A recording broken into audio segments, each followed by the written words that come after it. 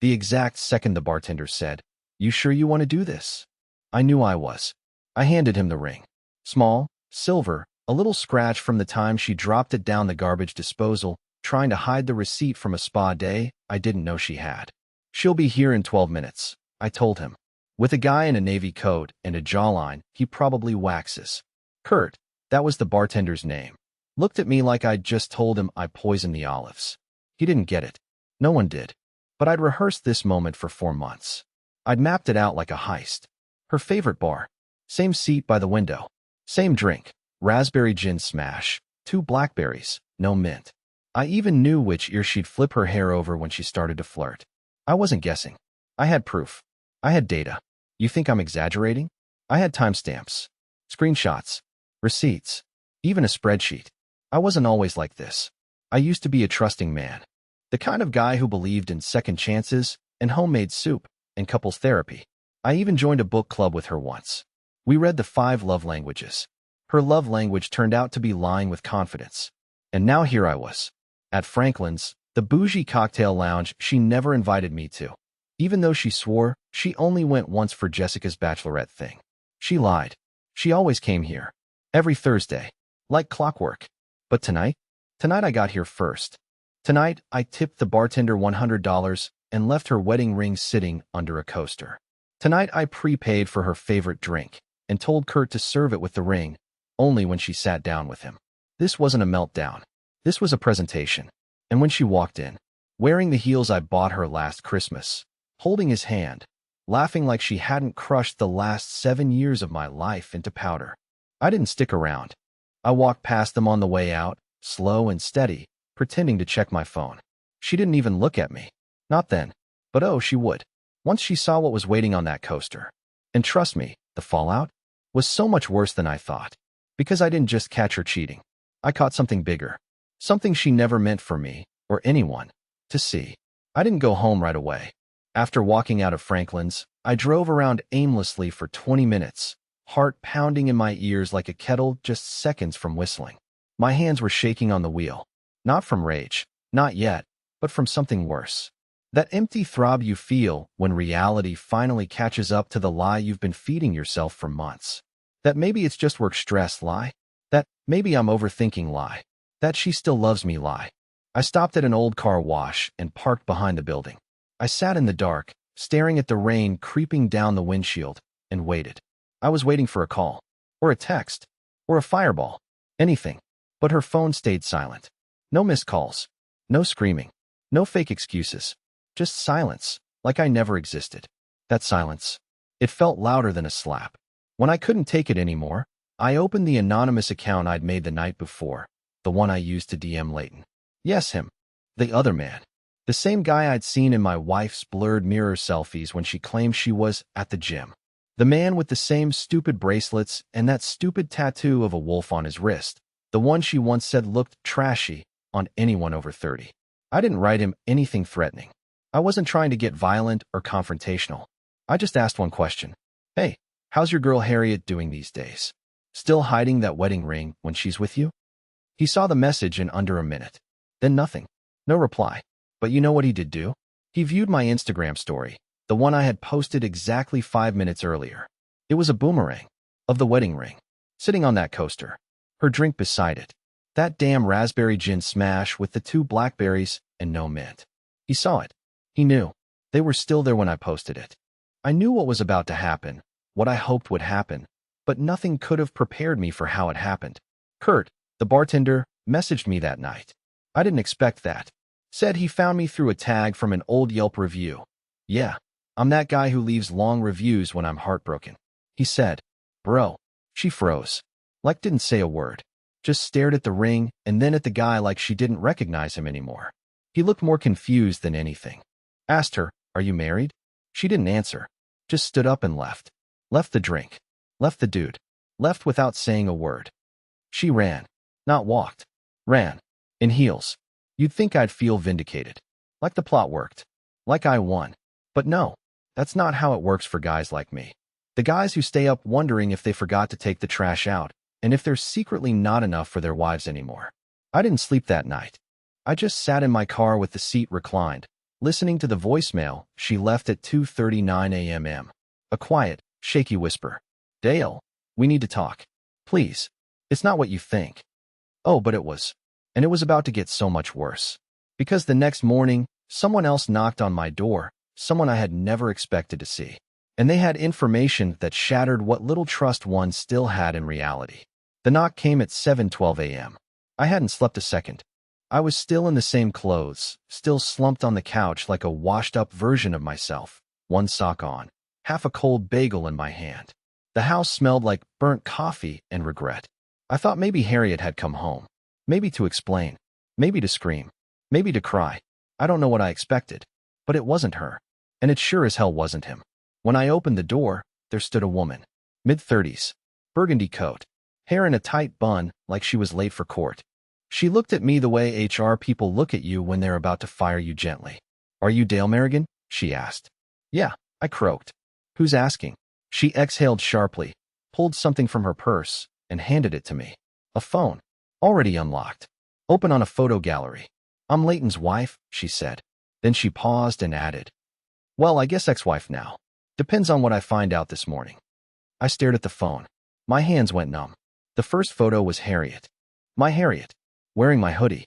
Sitting on what was clearly not our couch, holding a wine glass and grinning like a teenager on summer break. The next photo? Her in lingerie. Same smile. But the one that broke me? It was her, asleep, curled into Leighton's chest like a puzzle piece that finally found its match. Her hand resting on his stomach. Her wedding ring gone. Where did you get these? I asked, voice cracking like cheap vinyl. I airdropped them from his iPad before I walked out last night. She replied, like it was just another Wednesday. He passed out drunk after your little Instagram stunt. Thanks for that, by the way. You saved me the trouble of wondering. I didn't know what to say. I just stood there, blinking at this woman who should have been a stranger, but now somehow knew more about my marriage than I did. She told me her name was Sadie. She had been married to Leighton for 3 years. And apparently, I wasn't the first husband Harriet had overlapped with. This had happened before, in Denver, of all places, and she'd just found out. Sadie didn't want revenge. She didn't want drama. She wanted answers. She wanted closure. The one thing I thought I'd have by now, but somehow felt further from than ever. We talked for nearly 2 hours, sitting awkwardly at my kitchen table, both of us sipping day-old coffee like war survivors. I told her everything. The ring, the bar, the drink, the voicemail. She told me everything. The late-night text she found. The second phone he kept hidden in the garage. The calendar entries marked with H.E., which I now realized stood for Harriet E. I laughed when I heard that. Actually laughed. Because the world had finally gone so far off its axis that laughter was the only thing I had left. Then Sadie dropped the bomb. She's not just seeing Leighton, she said flatly. There's another guy. A third. I saw the name Denny come up in her messages. Same language. Same photos. Different timeline. I felt my heart drop to my stomach. My brain couldn't even process that level of betrayal. I thought I was being replaced by one man. Turns out, I was a spare tire in a warehouse full of new wheels. My hands trembled as I reached for my phone. I played the voicemail again. Harriet's voice sounded distant now. Foreign. Dale, we need to talk. Please. It's not what you think. But it was. And then some. Sadie left shortly after, but not before handing me a USB stick. She said it had screenshots, recordings, and some backup data from Leighton's devices in case I ever needed proof. I didn't ask for it, but I took it. When I was finally alone, I plugged it in.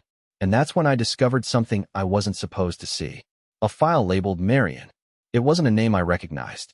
But inside that folder were 2 plane tickets, a scanned lease agreement for an apartment in Austin, Texas, and a PDF titled, Divorce Strategy, Notes.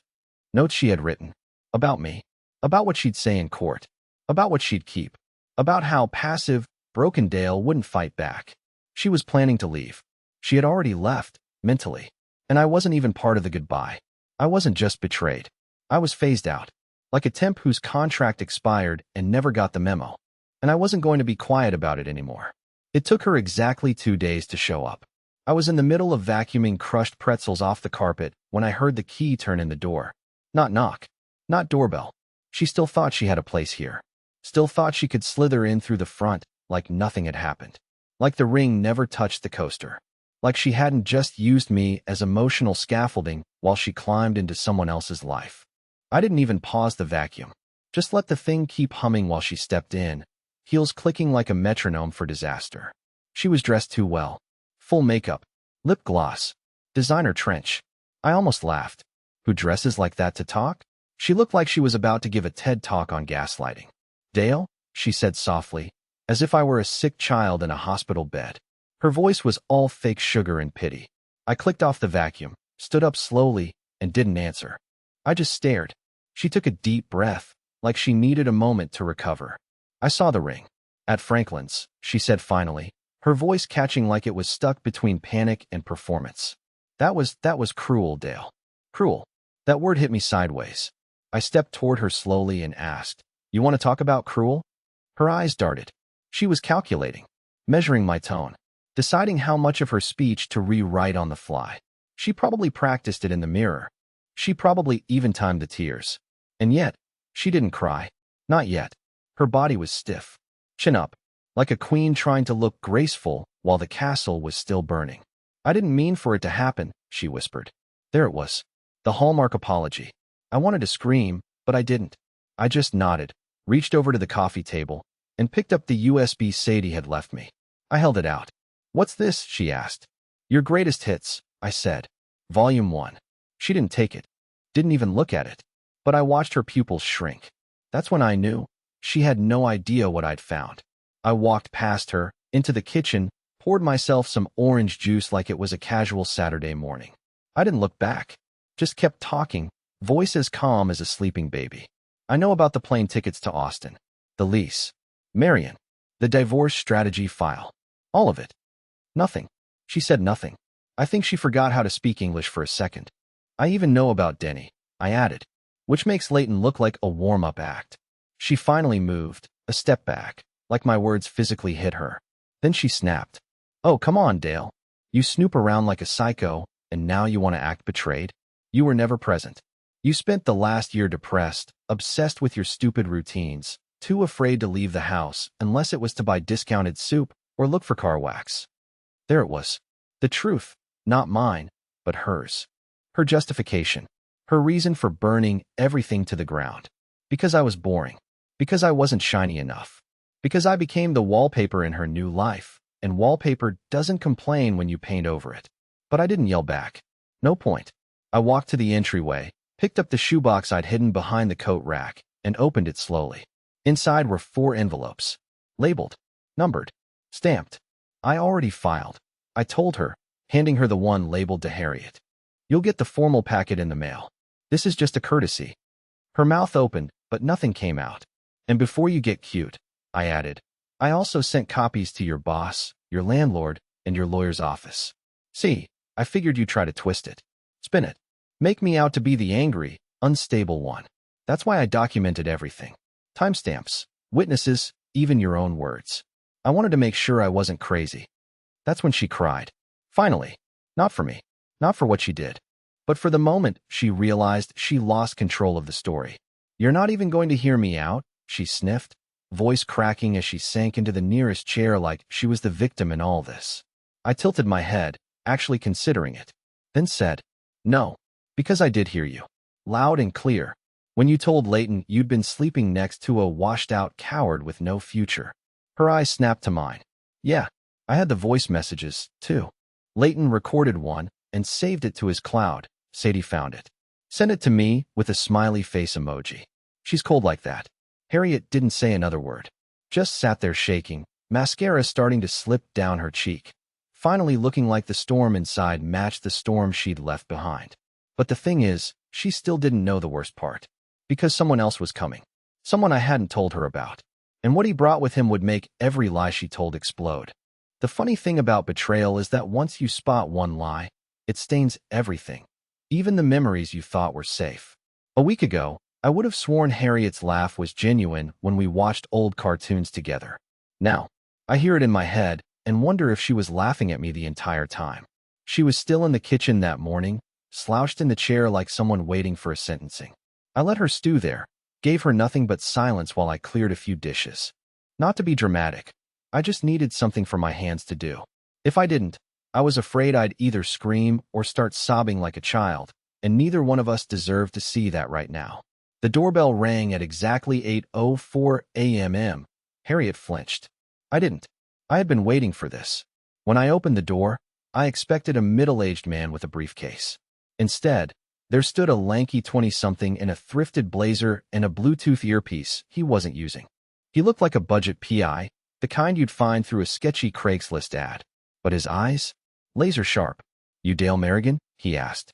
"Yes," I said, loud enough for Harriet to hear. He nodded. "Name's Jude.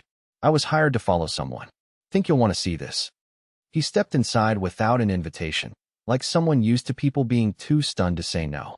He carried a battered folder, stuffed full of photos and papers that looked like they'd been manhandled by the truth itself. He laid them out on the coffee table without a word, spreading them like cards in a magic trick you couldn't unsee. And then he dropped the final photo right on top, a printed screenshot of a bank transfer. $9,300. From a private account under Harriet's name. Destination? Marion Seton. I didn't even know what that meant yet. But Harriet did. The second she saw it, she stood up so fast the chair legs screeched. Her face went pale, jaw clenched, every nerve in her body suddenly screaming you weren't supposed to see that. "Where did you get this?" she snapped, stepping forward. "Relax," Jude said, unfazed. "It's legal. Public enough. I'm thorough." I didn't ask how Sadie found him, or why she sent him to me. All I knew was this wasn't about Leighton anymore. This wasn't about Denny. This went deeper. I looked Harriet dead in the eyes. "Who's Marion?" She hesitated, just for a second. But that second was everything. It was the hesitation of someone trying to pick the least damaging version of the truth, and failing. It's not what you think," she whispered again. Same line. Same coward's defense. But Jude didn't wait for her to spin. He pulled out a second sheet, this one a printout of a message thread. Harriet's name. Marion's responses. The messages weren't romantic. They weren't flirty. They were logistical. Cold. Calculated. Meeting times. Transfer codes. A drop-off schedule. I picked up the page with shaking hands and read a few lines aloud. "Leave the documents at the storage unit. I'll handle the notary. He doesn't suspect anything. Yet. We'll move everything after the next deposit." That's when it clicked. She wasn't just cheating. She wasn't just leaving. She was moving assets. Documents. Probably accounts. Probably my name on things I hadn't seen in years. Life insurance policies, vehicle titles, maybe even my father's old land in Lincoln. She was laundering her escape in real time, making sure that when she disappeared for good, she'd do it with everything of value in our shared life. And I'd be left holding an empty bag and a broken heart. I didn't say a word. I didn't have to. Harriet stormed past Jude, grabbed her coat, and turned to me with a look I'll never forget. Not anger, not guilt, but hatred. Not because of what I'd done, but because I didn't stay quiet. "You think you're clever?" she spat. "Dragging strangers into this? Digging through my private life like some pathetic little bloodhound?" I smiled, for the first time in weeks. "No," I said. "I think I'm finally awake." She didn't respond. Just walked out and slammed the door hard enough to rattle the picture frames. Jude gathered his things, gave me a slight nod, and said, "She's gonna come back. People like her always do. When the money runs out, or the next guy ghosts. Be ready." I didn't reply. I just looked at the folder again, and at the name that kept echoing in my mind, Marion Seton. Who was she? I didn't know yet, but I had a feeling she wasn't just some accomplice. Something about those messages felt familial. Which led me to a horrifying possibility, one I hadn't even considered before. What if Marion wasn't a lover? What if she was blood? I thought betrayal had a limit. A point where, once crossed, it just became noise. Numb, empty, like background static on a broken TV. But no, I was wrong. There's always a deeper cut, always another locked box in the attic of lies. And in Harriet's case, the next box had a name etched on it, Marion Seton. After she left, I stared at that name for over an hour, written in cold ink on bank statements and message logs. I kept rereading the name until the letters stopped making sense. And then, something snapped in my memory, a blurry Christmas photo from 6 years ago. Harriet and I had only been dating a few months. She had brought me to a family gathering, one of only 2 she ever let me attend, and I remember a woman in the corner. A woman with cold eyes and a tighter grip on Harriet's shoulder than I found comfortable. I had asked, "Is that your aunt or something?" And Harriet replied, "She's nobody. Just a family friend." Turns out, she was more than somebody. I spent the next hour doing what I do best, spiraling with purpose. I searched public records, court filings, property ownership databases. Jude, the PI, had already given me a head start with the bank trails, but now I was playing detective with a vengeance. And after some digging, I found her. Marion Seaton, 62 years old. Registered address in South Carolina, just over the border. A name tied to 3 real estate holding companies. No husband. No kids on record. But one interesting detail. Her maiden name was Harriet Seaton. She wasn't a stranger. She was Harriet's mother. I sat there, shaking, staring at the monitor like it had just confessed to murder. Harriet had told me her parents were dead. Not estranged. Not distant. Dead. She'd even shown me a fake obituary once, when I asked why there were no photos of her family in our house. She claimed her mother passed from ovarian cancer when she was 23, and her dad had died when she was in high school. The story had holes, sure, but grief stories always do. I never questioned it. But now I knew the truth. Her mother was alive, well, and laundering money with her daughter under my nose. The deposits, I found, weren't just her planning a life without me. They were part of a scheme, a carefully orchestrated transfer of marital assets to her mother's shell corporations. My assets, property, savings, the land deed my father left me in his will, all wrapped into the same web of lies Harriet spun like it was a craft project. And she did it slowly, like poison in small doses. Bit by bit over the last 18 months. Auto payments changed. Accounts accidentally closed and reopened in her name. All under the radar of a trusting, half-sedated husband too busy trying to fix a crumbling marriage to see the termites eating through the foundation. Worse yet, I found emails, dozens, between Harriet and Marion, dating back 3 years. Most were financial, cold, but a few were deeply personal, and those are the ones that crushed me. He's weaker than I thought. Predictable. Too soft to fight. Once I'm out, I don't want any ties. He can keep the dogs. He's emotionally attached to them. Leverage if needed. Don't worry, I'm not sleeping with Denny anymore. Just Leighton now. Easier to manage one fool at a time. Those words didn't just hurt. They annihilated something inside me I didn't even know was still alive. She didn't just fall out of love. She didn't just cheat. She studied me like a target. She trained herself to mimic affection, to slip between roles like an actress too deep in her part. And all the while, her mother, this woman I'd been told was dead, was sitting in the background with a ledger and a calculator, helping her build an exit plan funded by my life. There's something uniquely horrifying about realizing your entire marriage was a con job. Like every "I love you," every Sunday pancake breakfast, every forehead kiss was just camouflage. I didn't cry. Not this time. I felt something colder, something sharper. And so I did something I never thought I would. I drove 2 hours south, straight to the address tied to Marion Seaton's main holding company. I didn't bring anything. No plan, no folder, no recording device. Just myself. And a copy of the land title Harriet had secretly moved into her name 2 months ago. The house was large, gated, painted in smug beige.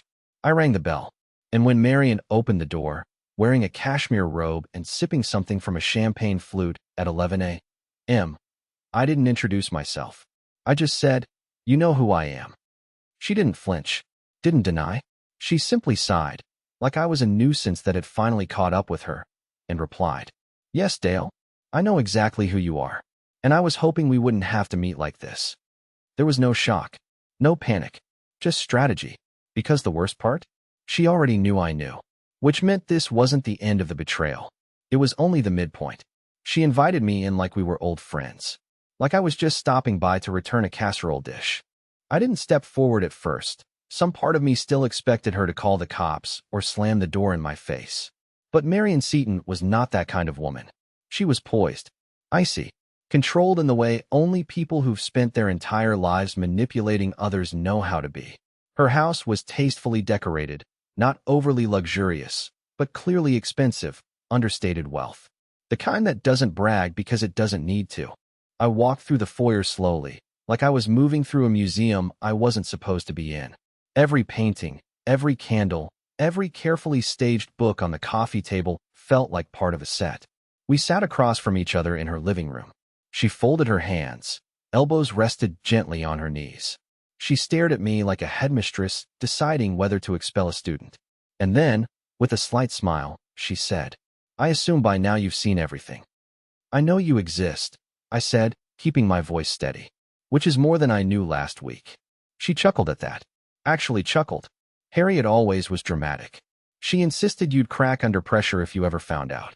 Looks like she underestimated you. I think she overestimated herself.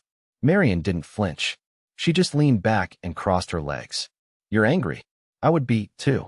But don't confuse anger with leverage, Dale. You're not here to make threats. I'm not here to negotiate, either. You will be." That's when she stood up, walked to a small cabinet, and pulled out a manila envelope. She placed it in front of me on the table, slid it across like a poker player going all in. "Inside is everything Harriet was supposed to take from you by the end of this month. Every asset transfer, every forged signature, every document she hasn't used yet. She was going to bleed you dry, Dale, and then disappear." "Why?" I asked. "What's the point? You don't even know me. Why destroy me?" She gave me a look then, not pity, not malice, just calm, unapologetic truth. "You were never the point. You were infrastructure, a bridge, a placeholder. Harriet has a pattern. You weren't the first. You won't be the last. But you were the safest. Quiet, stable, and, most importantly, documented. You made her look respectable on paper while we cleaned house behind the scenes." My stomach twisted. "You used me to move money." "And legitimacy," she added. "The bank loves a married couple. Paper trails love dependability. You were a perfect smokescreen." I could barely hear her now over the blood rushing in my ears. My hands were clenched so tightly I hadn't noticed the pain in my palms until I felt my own nails breaking skin. "You think this is okay?" I said, voice shaking. "You think this is just business?" She looked at me with something close to boredom. "You're thinking with your heart. I'm thinking in terms of survival. Harriet and I came from nothing. You came from land. Inheritance. Stability. People like you never learn to look over your shoulder." "And what's your angle now?" I asked, glaring at the envelope. "Pity? A bribe? Damage control?" "A trade," she said. "That envelope contains everything you need to end this with your dignity and your credit score intact. You can press charges, but it'll get messy. Your name will be dragged through a financial scandal, and Harriet will spin it like you were unstable. It's what she does." Or, she paused, watching me like a cat watches a mouse realize it's cornered. "You signed the release forms. No criminal charges. No lawsuits. You keep the land. You keep your house. We vanish. No more drama. No more headlines. No more Harriet." I laughed, but there was no humor in it. "You think I'm going to let her disappear? After everything?" Marion's eyes narrowed slightly. "I think you don't want to lose more than you already have. This gives you a clean exit. A sympathetic one. She's already the villain. You get to be the survivor." It was quiet for a long time. The only sound was the antique clock ticking above the fireplace, steady, ruthless, counting down every second of the life I thought I had. "You know," I said finally, standing up and sliding the envelope back across the table toward her, "for someone who plays the long game, you really miscalculated one thing." Marion raised an eyebrow. "And what's that?" "I don't want to survive this. I want to burn it down. Every lie, every account, every dollar you siphoned." She opened her mouth to speak, but I cut her off. "I already gave copies to someone else. Everything Jude found. Every document Harriet signed. If I disappear, if anything gets lost, they go public. Full package. Names, transactions, faces. You want to vanish? Fine, but not without fire on your heels." Marion's face changed for the first time. Just a flicker, a crack in the porcelain. She didn't argue. She didn't threaten. She simply leaned back into her chair, crossed her arms, and smiled. "Well then, Mr. Marion," she said softly. "I suppose you've learned something after all." I didn't reply. I turned and walked out the door, leaving the envelope behind. Let her keep her paperwork. I had something better, the truth. And unlike Harriet, I wasn't planning to run. I had one more thing left to do. Something I should have done years ago. Because the final piece of this story wasn't about revenge. It was about freedom. 3 months later, I stood in the same bar, Franklin's, at the same table, near the same seat where Harriet once smiled at Leighton like I didn't exist. But this time, I wasn't hiding in the shadows. I wasn't watching her walk in with someone else. I wasn't planning a grand statement or leaving behind any rings. I was just having a drink. With friends. Laughing. Free. You see, something funny happened after I walked out of Marion's house that day. I didn't feel hate anymore. Not the kind that eats you alive. I felt something better, clarity. I realized I'd spent so much time trying to understand why Harriet did what she did, or how I could have prevented it, that I never stopped to ask the better question. What do I get to build now that they're gone? And the answer? Anything I want. After I left Marion, I didn't go to war. I didn't need to. I hired a forensic accountant, a real shark, and let the paper trail bleed on its own. I didn't have to lift a finger. The truth was already too big to bury. Harriet tried to fight back, of course. Tried to manipulate the narrative like she always had. She posted cryptic quotes on social media, painted herself as the misunderstood wife with a paranoid ex. She even filed a temporary injunction claiming I was harassing her through third parties.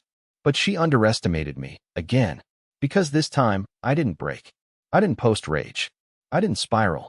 I stayed quiet, dignified. And the truth? It worked. The documentation leaked, not from me, but from one of the law clerks handling the civil case. Screenshots, memos, photos. It made its way to a local podcast that covers small-town legal scandals. The episode title? The Wife, the Bartender, and the $9,300 Lie. It went viral. Not huge, not national news, but enough. Enough that Harriet had to resign from her job. Enough that her financial network came under audit. And enough that I stopped being a joke in our friend group and started getting calls from people I hadn't heard from in years saying, "Dale, I'm sorry. We didn't know." And as for Marion, she vanished, just like she promised. My guess? Another name, another state, another pawn. I don't care. She's someone else's problem now. But me? I took a buyout from my old job, sold the house, donated half the furniture and burned the mattress, symbolically and literally. Took Murray. Yes, my loyal dog, still side-eyeing me with wisdom beyond his years, and we drove west. I ended up in Colorado. Small town. Clean air. Rented a little cabin on the edge of a pine forest and got a job managing a local bookstore. Nothing fancy, nothing loud, but honest, real. And somewhere between stocking shelves and walking Murray by the river at sunset, I started smiling again. Not forced. Not plastered on to hide the pain. Real smiles. I even met someone. Her name's Callie.